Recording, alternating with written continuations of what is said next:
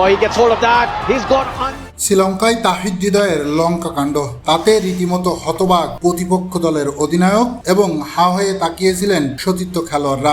জাফনা কিংসের হয়ে শেষ দিকে রীতিমতো ব্যাট হাতে তাণ্ডব চালালেন তাহিদ হৃদয়। শাহনেওয়াজ ধানিকে পিটিয়ে তক্তা বানালেন। আগের ম্যাচে দুর্দান্ত ফিনিশ করেছিলেন, তাই আজও হৃদয়কে ফিনিশিং রোলে পাঠায় জাফনা কিংস, আর সেখানেও ব্যাটিং ঝড় দেখালেন হৃদয়। 20তম ওভারে স্কোরবোর্ডে ছিল 171 রানের সংগ্রহ। শেষ ওভারে ব্যাটিং তাণ্ডবে সেই রান 200 পার করে দেন তাহিদ হৃদয়। নিজে ছিলেন মাত্র 8 বল থেকে 31 রানে অপরাজিত। শেষ ওভারে 400 স্ট্রাইক রেটে 4 ছক্কায় আর একটি চারে হৃদয় নিয়েছেন 31 রান, যেখানে টানা 3টি 6 মেরেছেন।